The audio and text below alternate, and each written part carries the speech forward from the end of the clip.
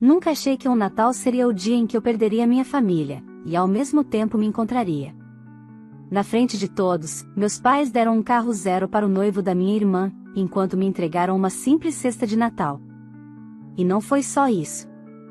Meu próprio pai disse, sem baixar a voz, cada um recebe o que merece. Minha irmã ainda completou, sorrindo, que aquilo era mais do que eu merecia. Eu não chorei. Não discuti. Apenas sorri. O que eles não sabiam é que, naquele momento, algo dentro de mim mudou para sempre. E que aquela humilhação pública seria o começo de uma sequência de decisões que faria todos eles pagarem um preço que nunca imaginaram. Fique até o final, porque essa história não é sobre vingança. É sobre dignidade. Olá, seja bem-vindo ao canal Histórias Surpreendentes. Curta e se inscreva nesse canal, aproveite e ative as notificações, comente aqui de qual cidade você está assistindo, vou adorar saber e deixar um coração no seu comentário. Vale lembrar que os nossos vídeos não são relatos reais, são histórias voltadas apenas para o entretenimento. Toda a criação e edição são feitas pelo proprietário do canal.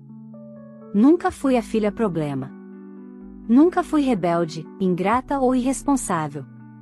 Ainda assim, dentro da minha própria casa, sempre ocupei o lugar da que sobrava. A que estava ali quando era conveniente. A que não dava trabalho, mas também não dava orgulho. Cresci entendendo cedo demais que amor, naquela família, não era distribuído de forma igual, era investido onde parecia render mais. Minha irmã, Larissa, sempre foi o oposto de mim. Linda, expansiva, acostumada a ser o centro das atenções. Meus pais falavam dela como se fosse um projeto em andamento, algo precioso que precisava ser protegido, financiado e exibido. Eu era apenas, eu. A filha que se virava, que entendia, que não precisava de tanto.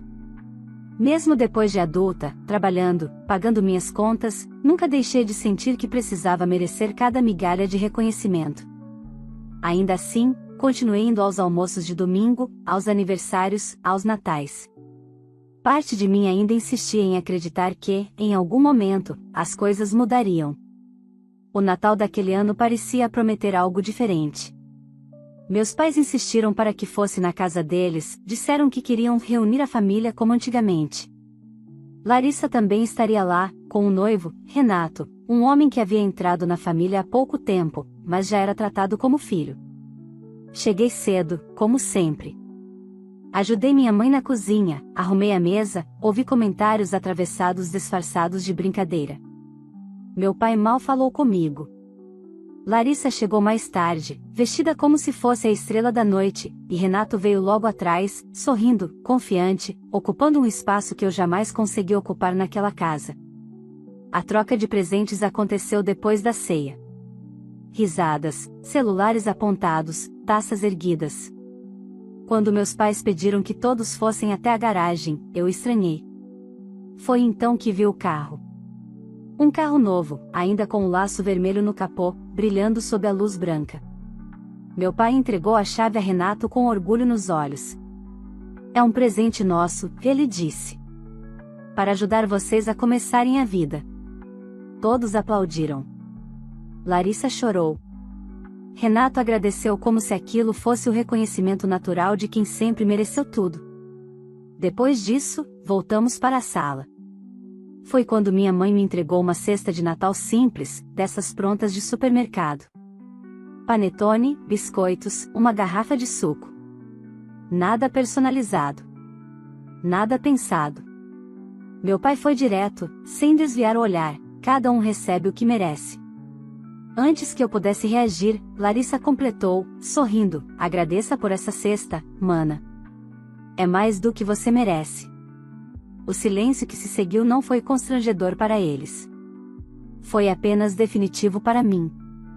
Naquele instante, algo se rompeu. Não chorei. Não discuti. Apenas entendi. Entendi que não era distração, nem falta de sensibilidade. Era escolha. Eles sabiam exatamente o que estavam fazendo. E, pela primeira vez, percebi que continuar ali era concordar.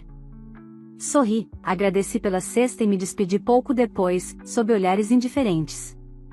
O que eles não sabiam é que aquele Natal não marcava apenas mais uma humilhação. Marcava o começo do fim da história que eles achavam que controlavam. Porque, a partir daquela noite, eu parei de tentar ser aceita, e comecei a agir. Saí da casa dos meus pais naquela noite com a cesta de Natal apoiada no banco do passageiro, como se fosse um lembrete físico do meu lugar naquela família. Dirigi devagar, não por prudência, mas porque algo dentro de mim ainda tentava entender quando exatamente eu tinha deixado de ser filha para virar apenas um detalhe incômodo.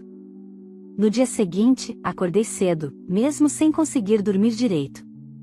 O silêncio do meu apartamento era diferente do silêncio da noite anterior. Não havia risadas falsas, nem frases cortantes disfarçadas de brincadeira. Pela primeira vez, o silêncio não me diminuía. Ele me organizava. Coloquei a cesta sobre a mesa e comecei a tirar os itens um a um.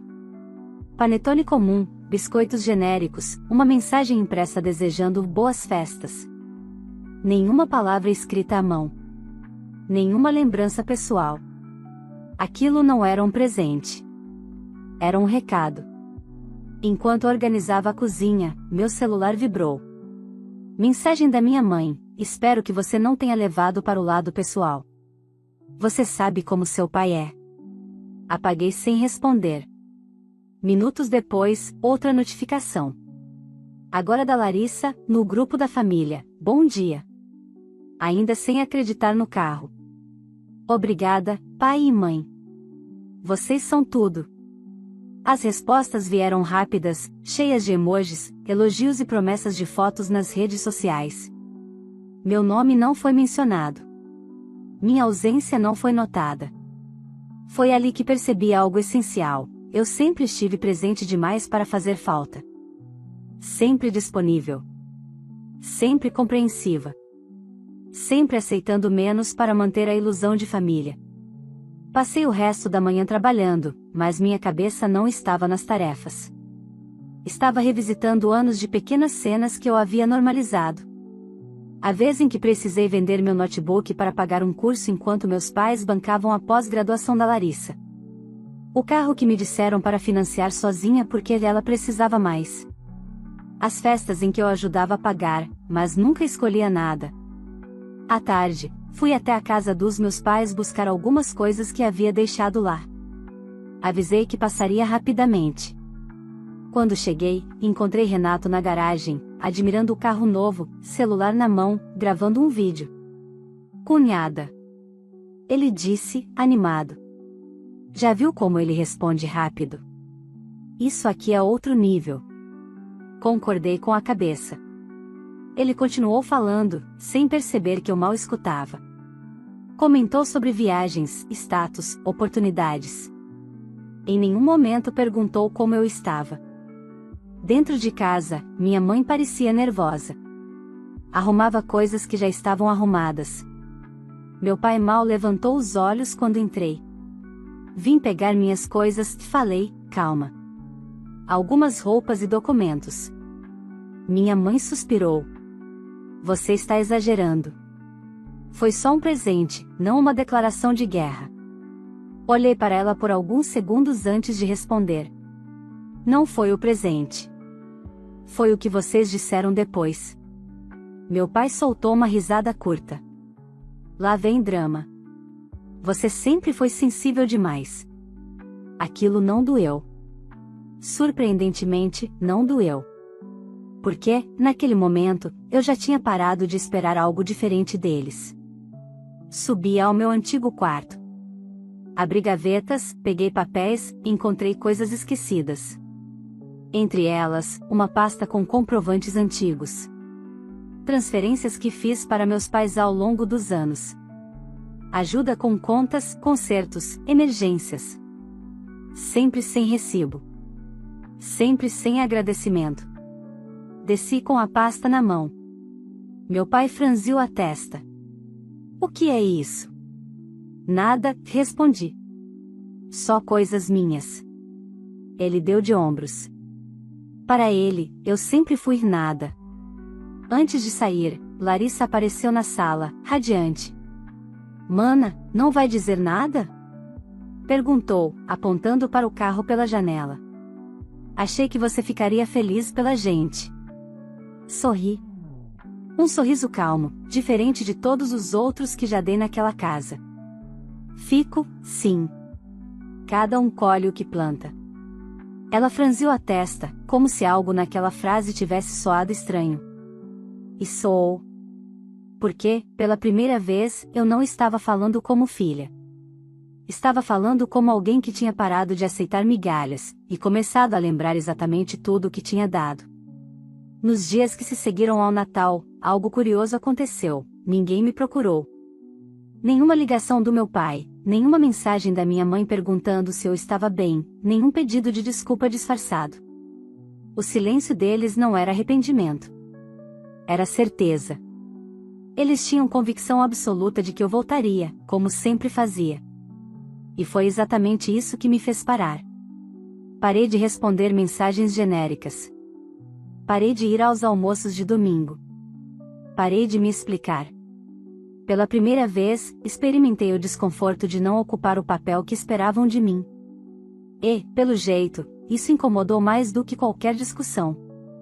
2 semanas depois, recebi a ligação do meu pai. Você sumiu, e ele disse, sem cumprimento. Sua mãe está preocupada. Quase ri. Eu estou trabalhando, pai. Minha vida não gira em torno da casa de vocês. Houve uma pausa do outro lado. Não começa. Estamos passando por um momento delicado. Estamos. Nunca vocês. Ele explicou, sem entrar em detalhes, que algumas coisas tinham apertado financeiramente. O carro novo do Renato, segundo ele, tinha sido um investimento necessário, mas havia causado ajustes. Ajustes que, curiosamente, sempre sobravam para mim. A gente precisava que você desse uma força, concluiu. Só até as coisas se organizarem. Fechei os olhos por um instante. A cena era antiga demais para ser coincidência. Não vai dar, respondi. Este mês não. O silêncio do meu pai foi pesado. Como assim, não vai dar? Exatamente isso. Não vai dar. Ele bufou. Engraçado, quando é para ajudar você nunca tem problema. Agora, quando a família precisa. Interrompi. Quando a família precisa, vocês chamam a mim. Quando a família comemora, me esquecem. Ele não respondeu. Apenas desligou. Naquela noite, Larissa me mandou mensagem. Você podia ser menos egoísta. O Renato está se adaptando, o carro tem custos, e você sabe que nossos pais não estão nadando em dinheiro. Demorei para responder. Não porque não tinha o que dizer, mas porque, pela primeira vez, escolhi não reagir no impulso. Curioso você falar em egoísmo, escrevi. Nunca vi você se preocupar com o que eu posso ou não pagar. Ela visualizou e não respondeu. Foi então que percebi algo que sempre esteve diante dos meus olhos: eu era o amortecedor. A pessoa que absorvia impactos financeiros, emocionais e práticos para que eles não precisassem lidar com as próprias escolhas. Enquanto eu existisse nesse papel, nada mudaria. Na semana seguinte, recebi um e-mail do banco. Um alerta simples, quase automático. Um débito havia sido autorizado na minha conta, referente a uma transferência para meus pais. Um valor alto. Alto demais. Meu coração disparou. Entrei no aplicativo imediatamente. A transferência tinha sido feita usando uma autorização antiga, da época em que eu havia permitido que meu pai resolvesse uma pendência para mim. Nunca revoguei. Nunca imaginei que usariam sem me avisar. Não liguei. Fui direto à agência. Lá, sentei diante do gerente e pedi o histórico completo de movimentações vinculadas àquela autorização. O que vi fez meu estômago revirar. Não era a primeira vez. Havia pequenas retiradas, espaçadas, sempre justificáveis isoladamente. Um conserto. Uma conta atrasada. Um empréstimo rápido. Somadas, eram anos de uso silencioso. Saí da agência com cópias impressas e uma sensação estranha, não era raiva. Era clareza. Naquela mesma noite, meu pai ligou novamente. Precisamos conversar, disse, tenso. Você foi ao banco? Respirei fundo. Fui. E agora sei exatamente quanto cada um recebe. Ele tentou justificar. Disse que era temporário. Que pretendia devolver. Que eu estava exagerando. Não, respondi, firme. Eu estava sendo usada. E isso acabou. Do outro lado da linha, ouvi a voz da minha mãe. Você não faria isso com a gente, ela disse. Somos seus pais. Fechei os olhos. Justamente por isso vocês nunca deveriam ter feito comigo. Desliguei. Naquela noite, organizei todos os documentos, extratos e comprovantes numa pasta. Não por vingança. Mas porque, pela primeira vez, eu estava preparada para não ser tratada como alguém que não percebe. Eles ainda não sabiam. Mas a partir dali, cada passo que dessem, teria consequências. Nos dias seguintes, vivi uma espécie de calma tensa. Não era paz, tampouco ansiedade. Era a sensação de quem finalmente enxerga o mapa inteiro depois de anos caminhando no escuro. Eu não tinha feito nada além de colocar limites, mas, para eles, isso já era uma afronta. A primeira reação veio disfarçada de normalidade. Minha mãe apareceu no meu trabalho numa tarde qualquer, sem avisar. Sentou-se na recepção como se fosse uma visita carinhosa, ignorando o constrangimento que causava. A gente precisa resolver isso, disse, assim que entramos numa sala vazia. Seu pai está muito abalado. Inclinei a cabeça, esperando o complemento que nunca vinha. Ela respirou fundo. Você sabe que a Larissa sempre precisou de mais apoio. Você sempre foi forte. Ali estava ela. A frase que justificou uma vida inteira de desigualdade. Forte não é sinônimo de descartável, respondi. Minha mãe tentou segurar minha mão. Retirei a minha com cuidado. Você está levando tudo para um lado extremo. Família não funciona com planilha. Olhei para ela. Funciona com respeito. E isso nunca entrou na conta de vocês. Ela saiu contrariada, dizendo que eu estava mudada. Eu estava mesmo. E não pretendia pedir desculpas por isso. Na semana seguinte, descobri que Renato tinha pedido demissão do emprego. Soube por acaso, por um comentário atravessado da Larissa nas redes sociais, reclamando de fases difíceis e inveja disfarçada de moralismo. O carro novo continuava aparecendo nos stories, mas agora sempre acompanhado de frases motivacionais. Meu pai me ligou naquela noite. O Renato está passando por um momento de transição, lhe explicou. E a Larissa está muito pressionada.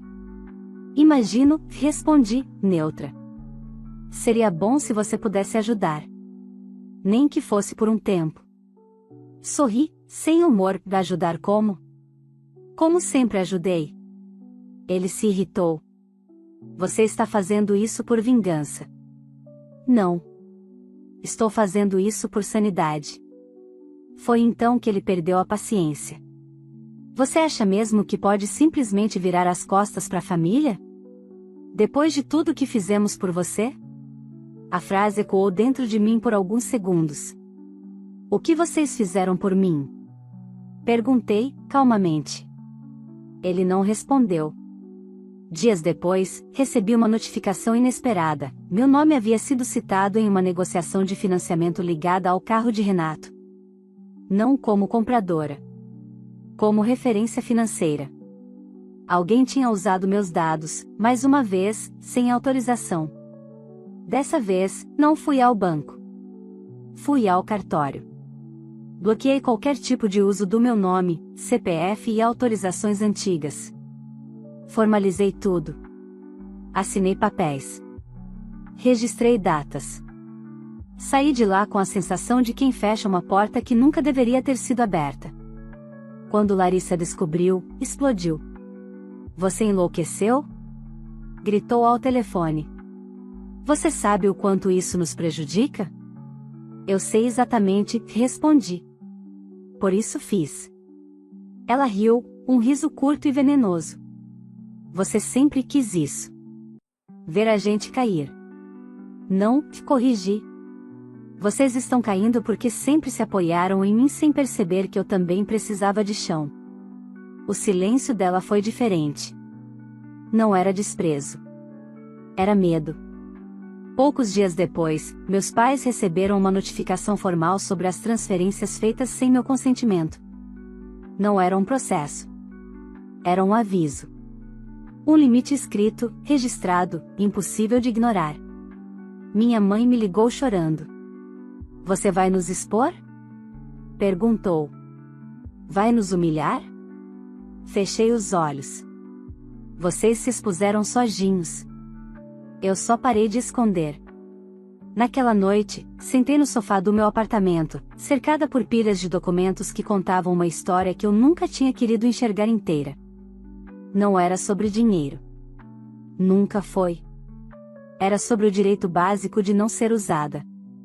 Eles ainda tentariam. Eu sabia. Quando um sistema vive anos se sustentando em alguém, ele não desmorona em silêncio. E o pior ainda estava por vir. Quando você para de sustentar uma mentira, ela não cai de uma vez. Primeiro, rende. Depois, racha. Foi exatamente isso que começou a acontecer com eles. A história do momento de transição do Renato não durou muito. Em menos de um mês, os atrasos começaram a se acumular. Seguro do carro. Parcela. IPVA. Multas. Nada disso aparece em fotos bonitas nas redes sociais, mas tudo cobra com juros. Meu pai me ligou numa tarde chuvosa, a voz mais baixa do que de costume. A gente vai vender algumas coisas, disse. Só até estabilizar. Vender o quê? Perguntei. Houve uma pausa desconfortável. Algumas aplicações. E, talvez o carro. Não respondi. Não por crueldade, mas porque aquela decisão não me pertencia mais. 2 dias depois, Larissa apareceu no meu prédio. Não avisou. Subiu direto, como sempre fez, como se meu espaço ainda fosse extensão da casa dos meus pais. Abri a porta e encontrei uma versão dela que eu não conhecia, maquiagem impecável, sorriso trincado, olhos tensos. Precisamos conversar, disse, entrando sem pedir licença. Sentei no sofá, cruzei as pernas e esperei. Pela primeira vez, não estava disposta a conduzir nada. Você passou dos limites, começou. Criou um clima horrível na família. O Renato está sendo prejudicado. O Renato se prejudicou sozinho, respondi. Ela bufou. Você nunca aceitou que eu tivesse mais. Sempre foi inveja. Inclinei a cabeça. Se fosse inveja, eu teria pedido o que vocês tinham. Eu só pedi para não ser tratada como caixa eletrônico. Ela riu, nervosa. Você acha que está vencendo, né? Se sentindo poderosa. Não, respondi. Estou me sentindo livre. Foi quando ela deixou escapar. Você sabe que o carro está no nome do Renato, mas quem assinou como fiadora foi a mãe. Levantei os olhos lentamente. A nossa mãe? Ela percebeu tarde demais o erro. Não, quer dizer, foi só para facilitar. Meu estômago gelou. Você usou os dados dela? Larissa desviou o olhar. Todo mundo faz isso. É família. Aquela frase foi o ponto de virada. Não porque me chocou, mas porque confirmou tudo. Naquela noite, liguei para minha mãe. Não para acusar. Para perguntar. Mãe, você assinou algo para o carro do Renato? O silêncio do outro lado durou tempo demais. Seu pai resolveu isso, ela respondeu. Eu confiei. Confiança. A palavra que sempre nos mantinha presos. Expliquei calmamente o que havia descoberto. Que o nome dela estava envolvido. Que os riscos eram reais. Que, se algo desse errado, a dívida cairia sobre ela. Ela começou a chorar. A Larissa disse que era seguro. Fechei os olhos. Ela também disse que eu não merecia nada. Você acreditou. No dia seguinte, minha mãe foi ao banco. Descobriu que havia assinado o documento sem entender plenamente. Descobriu que estava, sim, comprometida financeiramente. Descobriu que o presente tinha um custo que ninguém tinha explicado. O clima na casa dos meus pais se tornou irrespirável.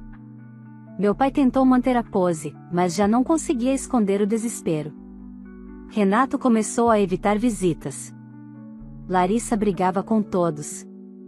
A família que sempre se apresentou como unida agora se fragmentava sob o peso das próprias escolhas. Recebi uma última ligação do meu pai naquela semana. Se você tivesse avisado antes. Interrompi. Eu avisei a vida inteira. Vocês só não escutaram. Ele suspirou. Você podia ajudar a consertar isso. Olhei pela janela, observando a chuva cair. Não fui eu quem quebrou. Desliguei. Naquele fim de semana, soube que o carro tinha sido colocado à venda às pressas, por um valor abaixo do mercado. Soube também que o noivado estava passando por um momento delicado. Quando a base de uma relação é construída sobre aparência, basta faltar dinheiro para o amor virar cobrança. Eu não comemorei. Não senti prazer. Senti confirmação. A confirmação de que aquela frase dita no Natal, cada um recebe o que merece, finalmente começava a cobrar seu verdadeiro significado. E ainda não tinha acabado. Depois que o carro foi colocado à venda, a casa dos meus pais entrou num estado estranho, quase febril. Não era apenas a falta de dinheiro. Era a perda da narrativa. Pela primeira vez, eles não conseguiam mais fingir que tudo estava sob controle. Larissa me ligou numa noite de terça-feira, já tarde. Atendi porque sabia que aquela ligação não era por saudade. Você conseguiu o que queria, que ela disse, sem rodeios. Está satisfeita agora? A voz dela estava diferente. Não era raiva. Era desgaste. Eu não quis nada disso, respondi. Eu só parei de impedir que a verdade aparecesse. Ela soltou uma risada amarga. Você sempre foi assim. Se achando melhor que todo mundo. Não, corrigi. Eu sempre fui a única que pagava o preço das escolhas de vocês. Ela respirou fundo, como se estivesse segurando algo há dias. O Renato quer ir embora. Não respondi de imediato. Ele disse que não se meteu nessa confusão para começar a vida devendo, continuou. Que não é o que ele imaginava. Imagino, falei. Ele está dizendo que a culpa é sua. Sorri, sozinha no sofá. Claro que está. O silêncio que se seguiu foi pesado. Você podia ajudar, ela insistiu, pela última vez. Se falasse com ele. Se explicasse que foi um mal-entendido. Larissa disse, com calma. Pela primeira vez, isso não é sobre mim. Ela desligou. 2 dias depois, fui chamada ao banco novamente. Desta vez, não por causa de movimentações suspeitas, mas porque meu nome havia sido citado numa tentativa de renegociação de dívida. Meu pai tentará, mais uma vez, usar meu histórico financeiro como argumento. O gerente foi claro, não há mais vínculo, mas seu nome foi mencionado como possível apoio futuro. Concordei. Não autorizo. Assinei mais um documento. Saí da agência com a sensação de estar apagando rastros de uma vida que nunca foi realmente minha. Naquela semana, minha mãe apareceu no meu apartamento. Desta vez, pediu para entrar. Estava abatida, sem maquiagem, sem a postura rígida de sempre. Eu não sabia, disse, sentando-se à mesa. Eu confiei demais. Observei aquela mulher que sempre justificou tudo em nome da harmonia. Confiança sem responsabilidade vira abandono, respondi. Ela chorou. Seu pai está perdido. A Larissa, eu não reconheço mais. Eu reconheço, falei, com firmeza. Ela sempre foi assim. Vocês só escolheram não ver. Minha mãe levantou os olhos. Você não vai nos ajudar? A pergunta ficou no ar, pesada como chumbo. Ajudar seria voltar ao lugar que vocês me colocaram, respondi. E eu não volto. Ela saiu sem discutir. Talvez, pela primeira vez, tivesse entendido que não havia mais negociação possível. Pouco depois, soube que Renato tinha deixado a casa dos meus pais. O noivado foi oficialmente adiado. Na prática, encerrado. Sem festa. Sem anúncio bonito. Sem aplausos. Larissa tentou manter as aparências, mas já não havia plateia. Amigos se afastaram. Convites diminuíram. O brilho que sempre a protegeu começou a falhar. Meu pai me ligou uma última vez naquele mês. Você venceu? Disse, amargo. Respirei fundo. Isso não é uma competição. Então o que é? Olhei ao redor do meu apartamento. Silencioso. Simples. Meu. É o fim de uma mentira. Desliguei. Naquela noite, organizei a última caixa com coisas antigas da casa dos meus pais que ainda estavam comigo. Fotos, cartas, objetos que eu havia guardado tentando preservar uma história que só existia para mim. Fechei a caixa. Não por ódio. Por encerramento. Eles ainda tentariam se reorganizar. Larissa ainda tentaria culpar alguém. Meus pais ainda tentariam explicar o inexplicável. Mas nada disso me pertencia mais. Faltava apenas um último encontro. Uma última decisão. E, finalmente, o ponto final que eu nunca tive coragem de colocar.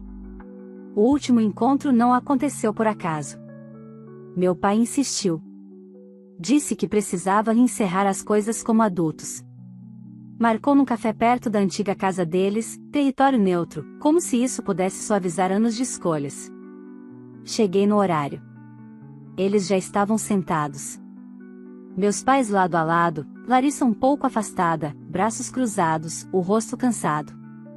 Renato não estava mais ali. Aquela ausência dizia mais do que qualquer explicação. Sentamos em silêncio por alguns segundos. Ninguém sabia por onde começar. Pela primeira vez, não era eu quem precisava preencher o vazio. A gente errou, minha mãe disse, por fim. Talvez não da forma que você vê, mas erramos. Meu pai pigarreou. Não foi nossa intenção te machucar. Olhei para ele com calma. Intenção não apaga a repetição. Larissa revirou os olhos. Você sempre dramatiza. Sorri. Um sorriso curto. E você sempre diminui. É por isso que estamos aqui. Meu pai suspirou. O que você quer, afinal? A pergunta era sincera. E tardia. Eu não quero nada de vocês, respondi. Nem dinheiro, nem explicação, nem pedido de desculpas ensaiado. Minha mãe arregalou os olhos. Então por que aceitou vir? Pensei por um instante. Para dizer, olhando nos olhos, que eu não vou mais participar dessa dinâmica. Que não vou mais ocupar o lugar da filha que compensa, que cede, que paga. E que isso não é um castigo. É uma escolha. Meu pai se inclinou para frente. Você está nos abandonando? A palavra caiu pesada sobre a mesa. Não, respondi. Eu estou saindo de onde nunca fui cuidada. Larissa riu, nervosa.